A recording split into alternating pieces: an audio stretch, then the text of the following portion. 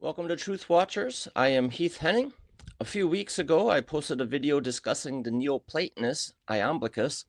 I discussed how a number of his teachings had infiltrated Christianity, and at the end of the video, I briefly mentioned I found a few correlations with Iamblichus and Michael Heiser. So that is what we will be looking at today. First, to present Michael Heiser's Deuteronomy 32 worldview.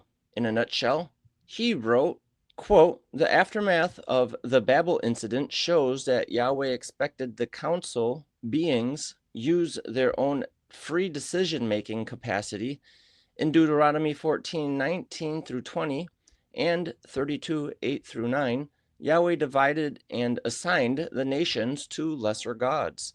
Yahweh delegated authority. He rejected the nations as his own people and took Israel as his portion. While Yahweh is ultimately sovereign, he does not unilaterally govern the other nations. He leaves that to subordinates who should rule according to his will. When they don't, they are judged.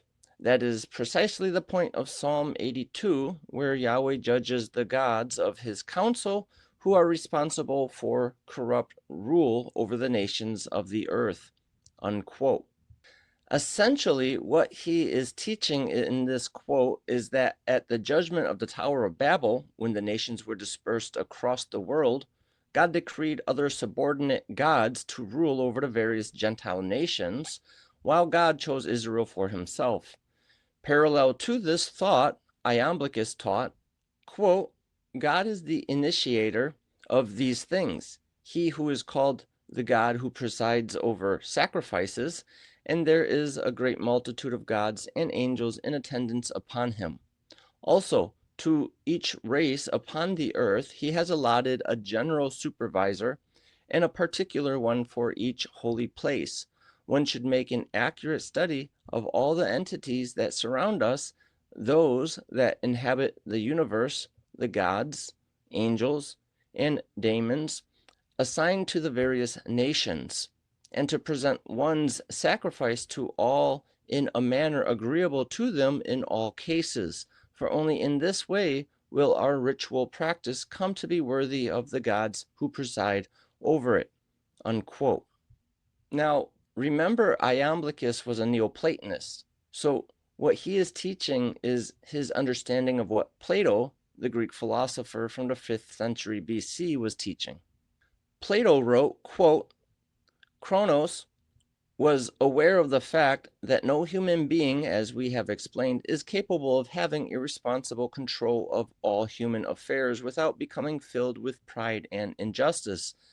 So, pondering this fact, he then appointed as kings and rulers for our cities, not men, but beings of a race that was nobler and more divine, namely daemons.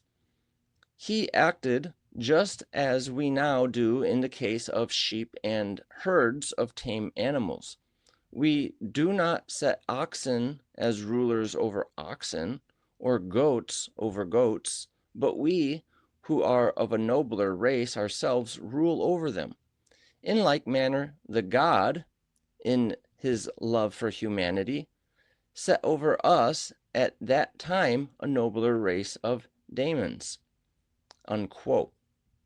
It needs to be noted in Platonism, the term daemons is not exactly the same as the biblical term demons. In Platonism, the Greek word daemon was not necessarily an evil spiritual being, but generally a good spirit that functioned as a mediator between the gods and man. I'll explain that soon, but for now, let's focus on the concept of the gods here. For Heiser, the table of nations, that is Genesis chapter 10, divides the Gentile nations into 70 separate nations. Since the Ugaritic texts, that is the pagan Canaanites we read about in the Bible, their texts discuss the high god El has 70 sons, including Baal, in a council of gods. Heiser assumes the Bible speaking of the sons of God corresponds to this pagan myth, with God placing his 70 sons over the 70 Gentile nations. Heiser wrote, quote, This is precisely the number, referring to 70, of the sons of El in the divine council at Ugarit, unquote. Now, in the Septuagint, that is the ancient Greek translation of the Old Testament, the table of nations of Genesis chapter 10 actually contains 72 names. So, we find in ancient literature of Greek-speaking Jews and Christians that there are 72 Gentile nations.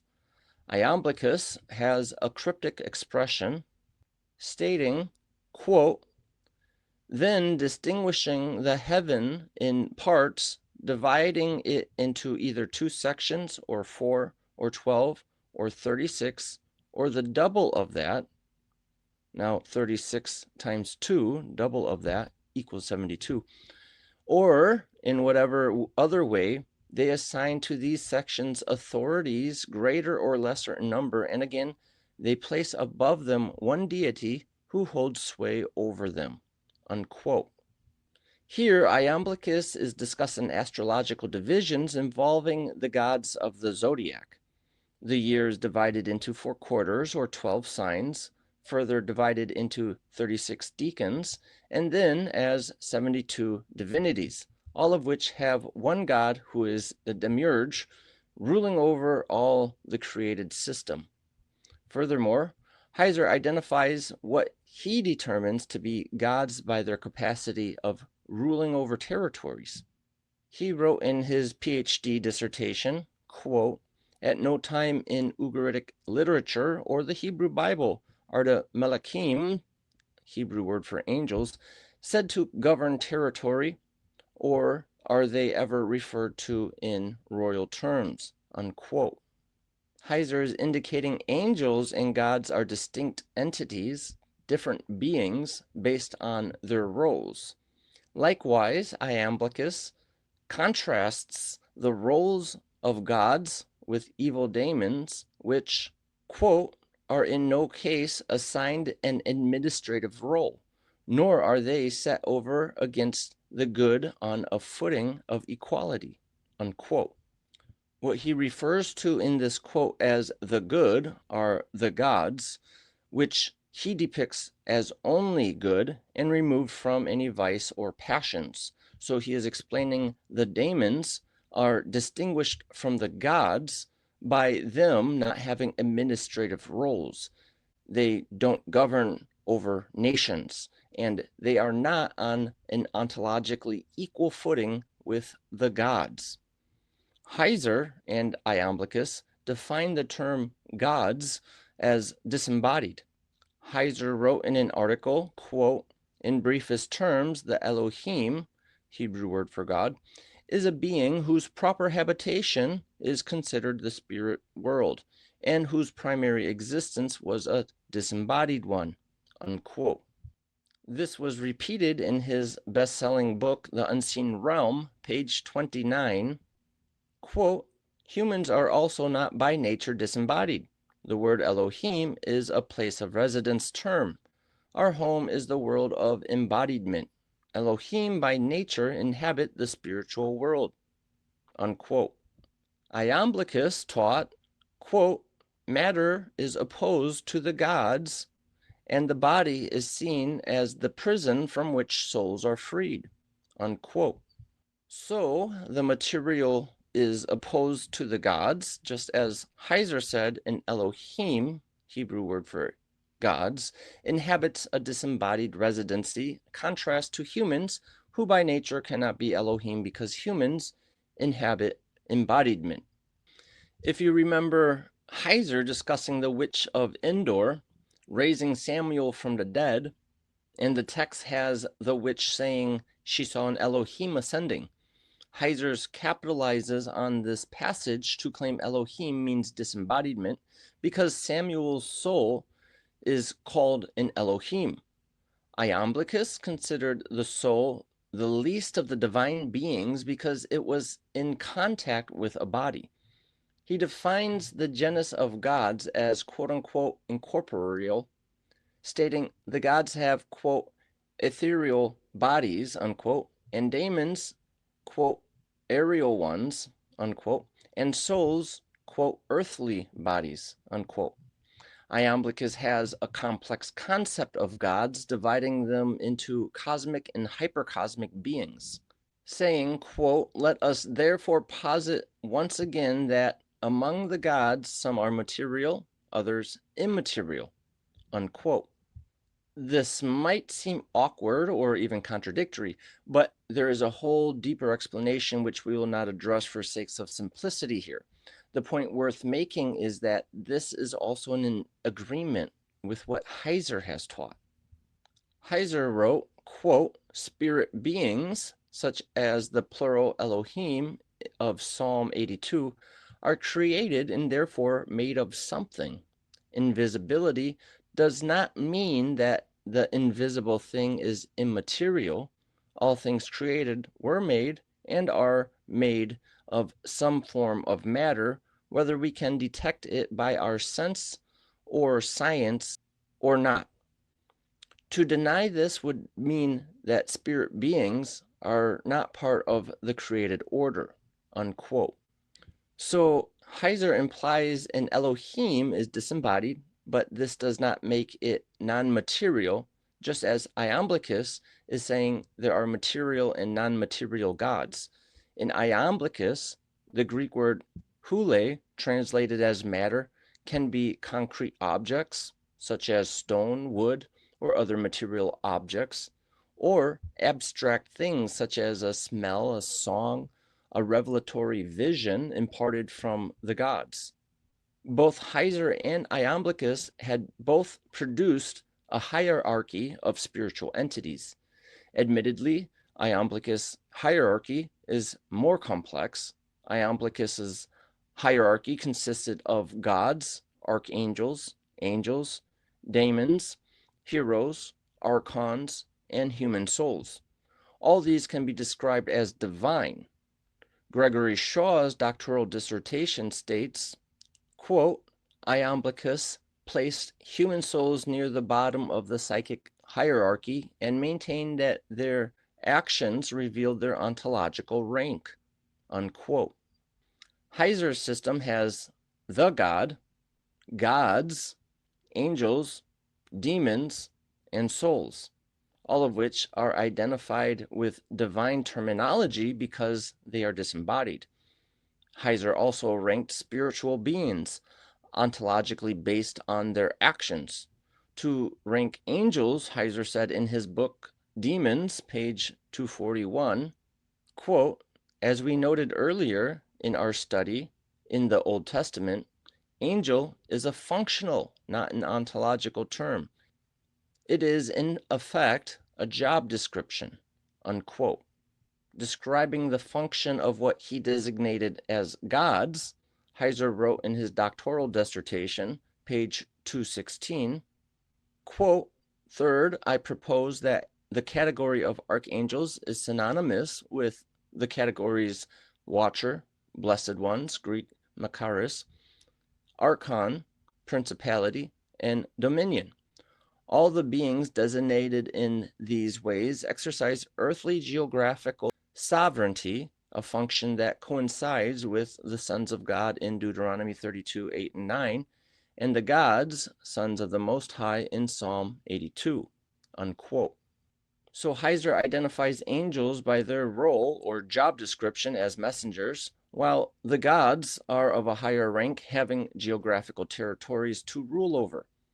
Gregory Shaw explains Iamblichus's hierarchy, quote, "Gods and daemons were also distinguished by their dominions," unquote. Comparing the activities to define the spiritual hierarchy, Iamblichus's daemons follow the Platonic position as mediators between the gods and man. This places Heiser's angels as messengers in the same order of Iamblichus's daemons.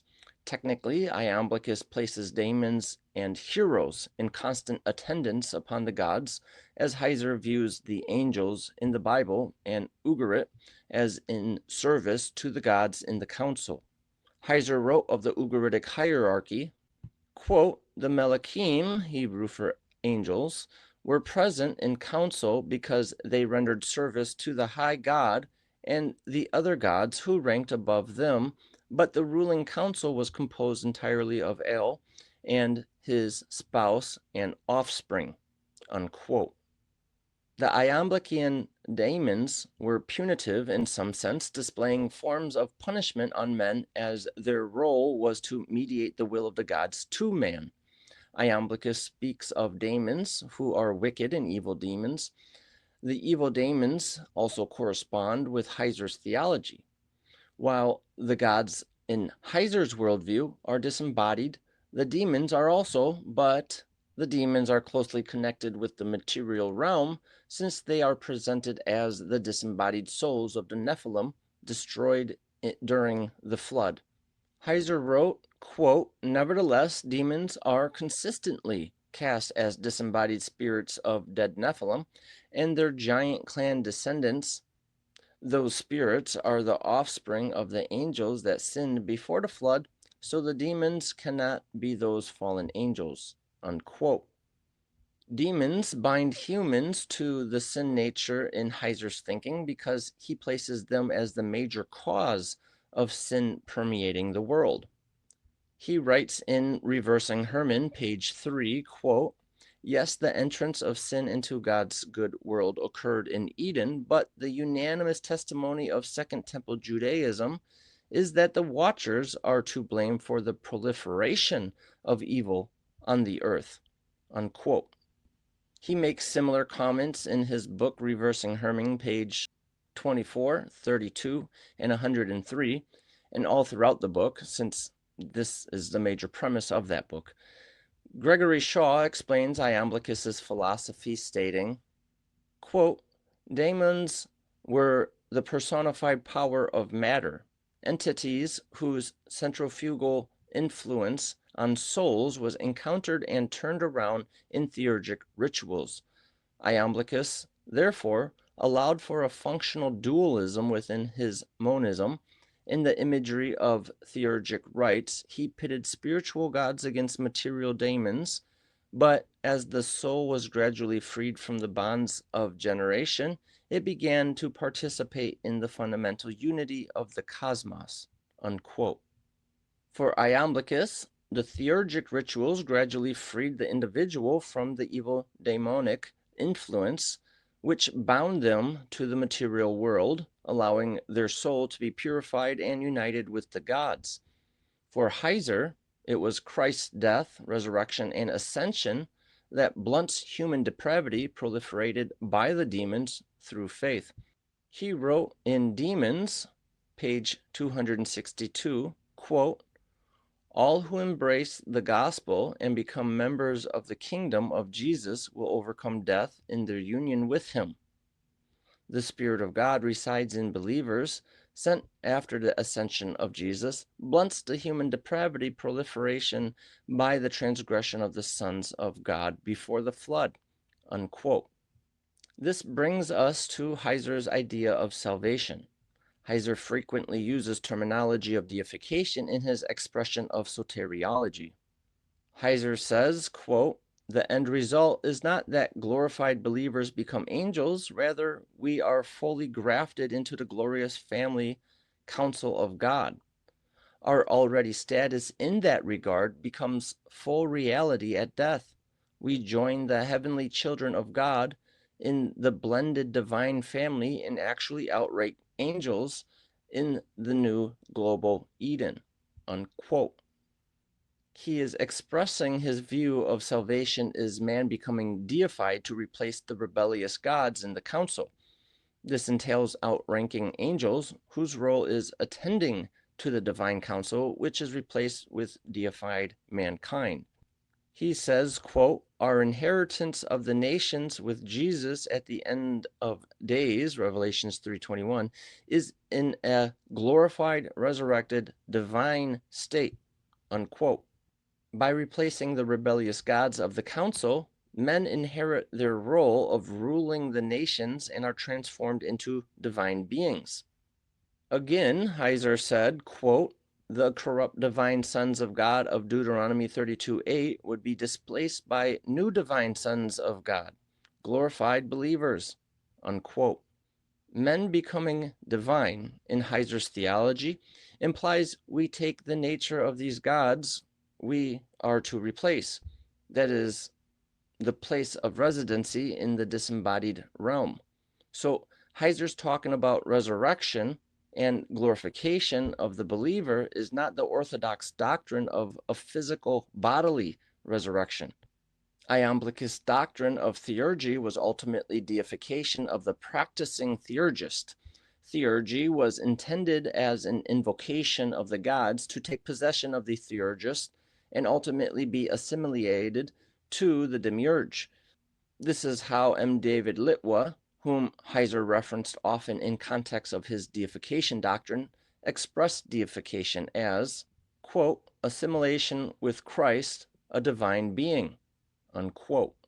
Litwa suggests to become divine, quote, they need to strip away or transform what makes them undivine, that is, the mortal earthly body with its passions and evil deeds, unquote. Litwa wrote about deification in Platonistic philosophies on page 3, and his admission of defining deification to interpret Paul's theology in light of Greco-Roman culture on page 29. As I quoted Heiser above in the book Demons, page 262, he wrote, quote, all who embrace the gospel and become members of the kingdom of Jesus will overcome death in their union with him, referring to Christ, unquote. So Heiser is agreeing that salvation is uniting or assimilation with the divinity. There are a number of other things that could be addressed on this topic. I chose to mention these specific topics because Heiser has no biblical warrant for teaching these things, and one has to question where his theology comes from. It is interesting to note that Gnosticism predominantly was produced by synchronizing Platonism's presuppositions with allegorical interpretations of the Bible. It appears we find much of this in Heiser's theology, connecting with Platonism, and he justified this interpretation saying the Bible was revealed in cryptic language that needs to be interpreted allegorically. This line of evidence further justifies why I identify Heiser's theology as a system of Neo-Gnosticism. This is Heath Henning. Thank you for tuning into Truth Watchers podcast. Remember to hit the subscribe button and share it with a friend. For more fascinating facts, check us out at truthwatchers.com because sound apologetics and exegesis of scriptures is important for all of God's children, as it is indicated in 3 John verse 4. I have no greater joy than to hear that my children walk in truth.